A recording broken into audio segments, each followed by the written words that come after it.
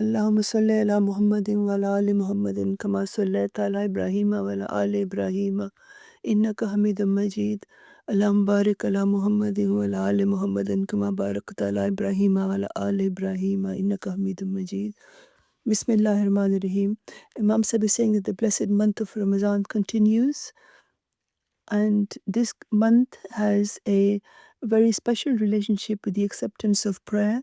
And whenever we go through this month, we begin the attempts to um, search for the means of the acceptance of prayer, and what is the manner in which one's prayer would be fulfilled, would be heard by Allah.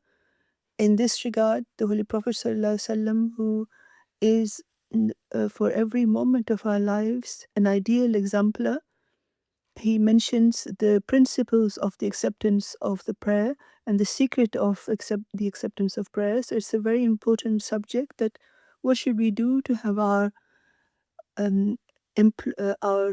prayers accepted by Allah. In this tradition, Hazrat Abu Hurairah who relates that the Holy Prophet ﷺ said that until such time as someone becomes involved in a sin or he cuts off relationships with one's relatives, at that time, until that time, that person's prayer is fulfilled. Imam Sahib is saying that let us pause here and think about which matters are mentioned here. So there are certain principles, certain rules of getting one's prayer accepted. So prayer means to bow humbly before Allah and present our difficulties before Allah and request Him for and beseech Him for mercy. So we should create such a feeling in ourselves that we are humble and we obey the commandments of Allah. Then he should wonder as to how he can ask Allah then to accept his prayer. If we reflect on these words of the Holy Prophet ﷺ, we realize that until a person commits a sin, what is a sin? To deny the commandments of Allah, or to go out of the limits of Allah's obedience. So while one is doing this, then we cannot hope that our prayers will be accepted.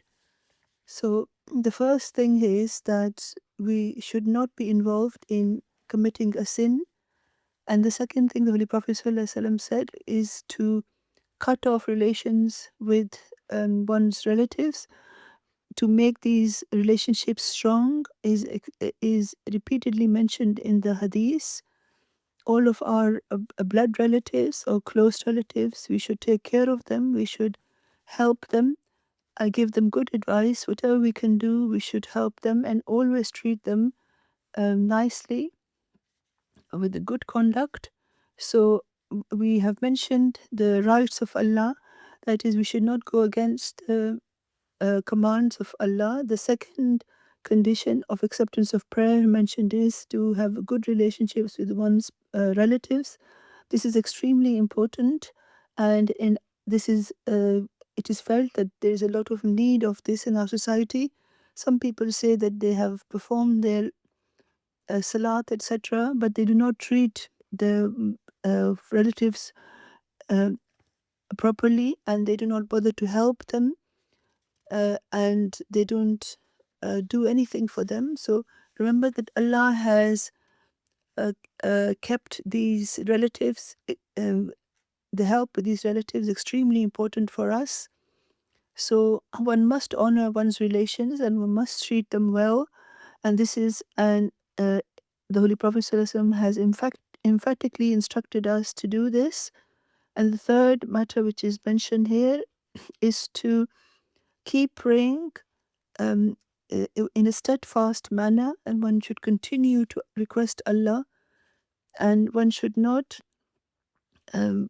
act in this way, that if one faces a difficulty and then prays and then complains as to why the prayer wasn't seemingly not heard, As Imam Sahib is saying, we should remember that we are mere servants of Allah, and Allah is God, and He is a great God, and uh, to expect that He would immediately listen to our prayer is not right. And or if there is a delay in the prayer's acceptance, then to abandon the prayer is arrogance and haughtiness, and one should not become hopeless and despondent because of this, that why is my prayer not being heard. Remember that Allah dislikes this, so as long as one doesn't practice this, then his prayer will be accepted. So the three matters Imam Sahib saying, he wishes to repeat them, that one should not demand that one's prayer is heard, and one should not commit a sin, and one should not cut off relations with one's relatives. So it's our job to beseech Allah, and it's Allah's it Allah is great, and He's kind and compassionate, and sometimes He does not accept a prayer because it is not right for us to be accepted. So Imam Sahib is saying that after this, the Holy Prophet ﷺ's companions asked another question, and they said that in the words that but one shouldn't rush the acceptance of prayer. What does this mean? So the companions of the Holy Prophet ﷺ would make further inquiries if they did not understand something. Usually they would not do so. Their manner was that they would hear and obey, but sometimes if they didn't understand something, they would ask a question. So at this occasion, they asked that, please explain to us, what do you mean by rushing, that we should not rush in the acceptance of prayer. The Holy Prophet ﷺ responded and said that rushing means that the man should think that I asked Allah for a prayer for this or that, but I am not sure whether my prayer has been accepted or not. And then, in that situation, if he then abandons the prayer and becomes hopeless and despondent of any response from Allah, so Imam Sahib is saying that the same thing Allah has explained. The Holy Prophet ﷺ has explained further that once a man's job is to pray, and once one is a human being is a beggar of Allah, and Allah, and as far as Allah is concerned, He has said that uduni astajib lakum, that ask me and I will accept your prayer. But this is whenever Allah wants to accept the prayer, and this sometimes there can be a delay in this as well. Allah is also sees and observes what a person's intentions are, what their actions are, whether they actually obey His commandments or not. So after seeing all of this, then Allah is the acceptor of prayers. He accepts all of those prayers which are in the eyes of Allah worthy of being accepted. So this is a very great matter that has been explained in this tradition, in this hadith. And Imam Sahib is saying you should always remember this as far as acceptance of prayer is concerned. He said that Imam Sahib is saying that we speak to each other about prayers in Ramzan, and especially among Ahmadis, there's a lot of talk of prayer, and they request each other for prayers. They pray before prayer, salat, and after salat, and during salat. So this mention of prayers is very extensive in the month of Ramadan. So one should remember this also, that one should fulfill the conditions of the acceptance of prayer.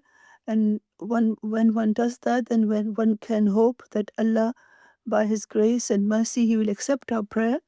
So we should be perfectly certain that Allah can accept the prayer, and we should not commit any sin, because that is going against Allah's commandments. If we do not obey Allah's what Allah has expects of us, then what right do we have to ask Him but we continue to pray still, but Allah has said that he should keep away from sin, and then also to cut off relations with one's relatives. This is an extremely good, a good deed of a very high quality. And then after that, one should not rush and ask uh, ask as to why, if he prayed in the morning, why come nighttime his prayer has not yet been fulfilled. This is not something that becomes a believer. A good believer should just bow his head in obedience and humbleness and keep it bowed and expect Allah's mercy. Allah can give a lot, and Allah does give a lot, and we need to learn the proper method of asking Allah for his prayers. So may Allah enable us to learn these methods, and may Allah enable us to pray in acceptable prayers. Ameen summa ameen.